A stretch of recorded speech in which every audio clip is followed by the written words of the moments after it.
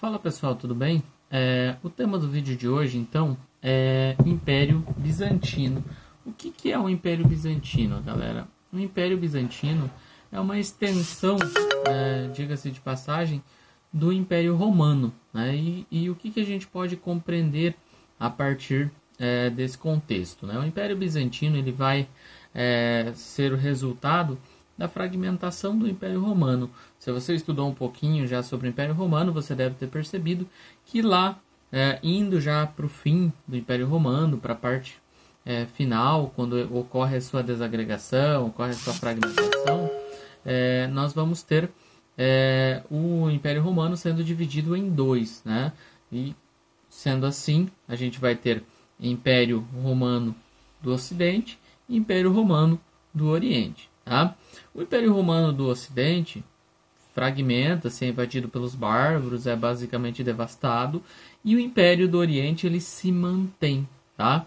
Então, enquanto o Império Romano Ocidental ele foi invadido pelos bárbaros, dando origem a diversos feudos, o Império Romano Oriental ele se manteve, né, de uma forma unificada, né, originando o que a gente vai chamar aí de Império Bizantino, né, que tinha como capital a cidade de Constantinopla. Só para você entender, esse nome Império Bizantino ele traz aí uma referência à cidade de Bizâncio, né, que foi o local de origem ali onde nós vamos ter o início, né, desse império. Vale salientar aqui que Constantinopla, né, a atual Istambul hoje, fica ali naquela região bem específica ali da parte mais oriental, né, do Império Romano. Então fica ali entre a África, entre a Ásia e a parte oriental, aliás, a parte ocidental da Europa. Tá? Então, quando a gente fala aí de Império Bizantino, a gente sempre lembra da fase final do Império Romano, a partir da sua fragmentação em ocidental e oriental. Tá? O Império Romano, na sua parte ocidental, é invadido pelos bárbaros e se transforma em vários feudos. Porém, o Império Romano, na sua porção oriental, ele se mantém, né, digamos assim, mais conciso, com a sua base na cidade de Constantinopla. Tá? No que se refere ao poder político, né, dentro do Império Bizantino, o chefe supremo do Império Bizantino basicamente era o imperador. Tá? E ele era escolhido pelo povo, né, pelo Senado e também pelo exército. Vale lembrar aqui que o Império Bizantino também pode ser classificado como uma teocracia, onde o imperador seria aí um escolhido, né, dos deuses, né, ou melhor, um escolhido de Deus, né, para governar aí e gerenciar o povo. Tá? O poder político ele não era hereditário dentro do Império Bizantino, mas o imperador ele tinha sempre a possibilidade de estar indicando o seu sucessor. Tá?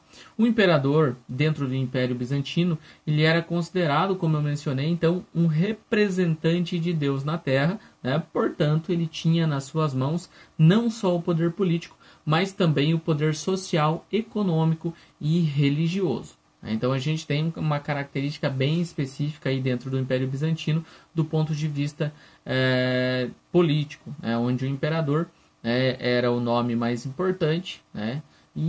E também a gente pode classificá-lo como um representante de Deus, colocando o Império Bizantino então no papel aí do que nós chamamos de teocracia. Tá?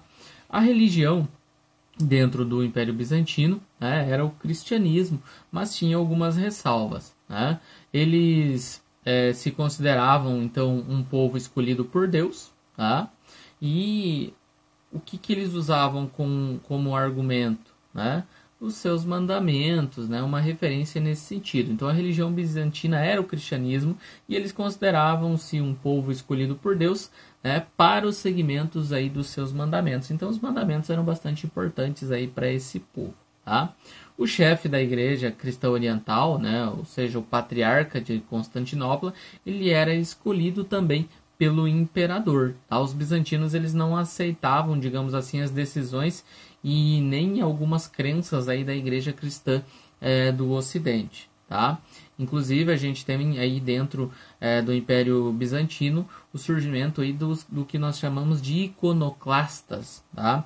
Onde no Império Romano Ocidental cultuavam-se imagens, aqui, né, no Império Bizantino, as imagens elas não eram bem aceitas. Então a gente vai ter os iconoclastas, que eram aqueles indivíduos que inclusive quebravam, né, os ícones, que quebravam as imagens, né, e não aceitavam muito bem a religião da forma com que ela era definida ali dentro do Império Romano Ocidental. Então os bizantinos também tinham essa característica do ponto de vista religioso. Tá?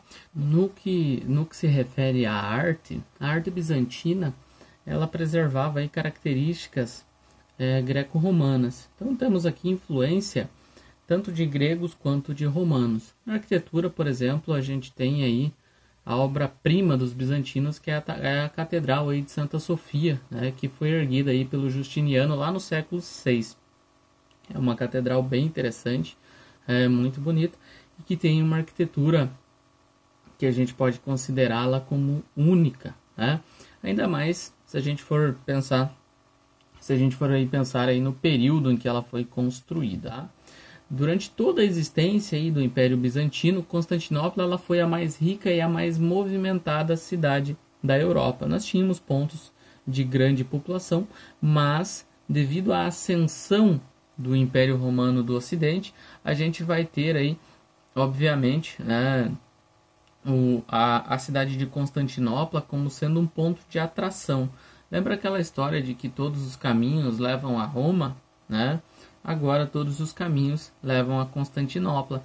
Pela sua localização geográfica privilegiada, a gente pode dizer aí, então que Constantinopla vai ser a cidade mais movimentada e a cidade mais rica de toda a Europa, né? A gente pode citar aqui 3 edifícios, né, que concentravam toda a vida da cidade aí de Constantinopla. A Igreja de Santa Sofia, né, devido à sua arquitetura única e o aspecto único também da religião. Temos também aí o Palácio Imperial e o Hipódromo também. Né? Então, atividades aí relacionadas ao lazer também eram desenvolvidas ali dentro de Constantinopla. Ao cair aí nas mãos dos turcos, lá em 1453, Constantinopla ela passa a ser chamada de Istambul, né? Hoje a atual capital da Turquia, né? E esse nome se mantém até hoje. Tá? Então, quando a gente fala aí de Império Bizantino, lembrar aí sempre desses aspectos, né? Que a gente vai ter uma das ascensões mais interessantes, mesmo com a desagregação aí do Império Romano. Tá? No que se refere ao imperador, né, que gerenciou aí todo esse contexto imperial aí no Oriente, a gente tinha aí o imperador Justiniano, tá?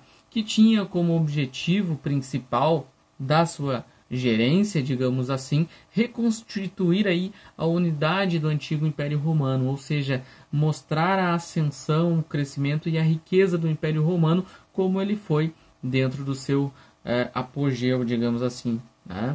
Então, sob o governo aí, digamos assim, do Justiniano, o Império Bizantino ele vai atingir a sua maior extensão territorial. Então, as expansões territoriais que eram correlatas ao Império Romano dentro de um contexto geral, né, elas vão ser interessantes também do ponto de vista do Império Bizantino. Então, sob o governo do Justiniano, a maior extensão territorial aí do Império Bizantino será alcançada, ok?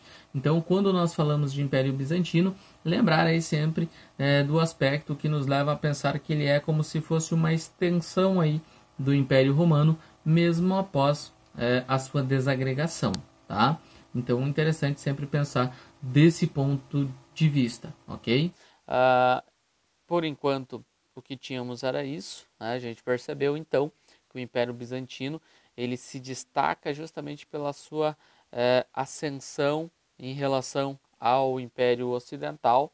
É uma extensão do Império Romano, porém com características próprias do ponto de vista cultural, do ponto de vista religioso, do ponto de vista econômico. É um império bastante peculiar ali dentro das suas próprias características. Né? A gente acaba sempre lembrando do Império do Ocidente ali, com Roma, por exemplo, a dominação ali das terras gregas, e a gente acaba esquecendo dessa divisão aí do Império Romano, que é o Império Romano Oriental, que vai dar origem, né, a esse grande legado, né, que o Império Bizantino deixou aí para a história, tá? Eu espero que tenha ficado claro. Por enquanto era isso. Valeu, falou!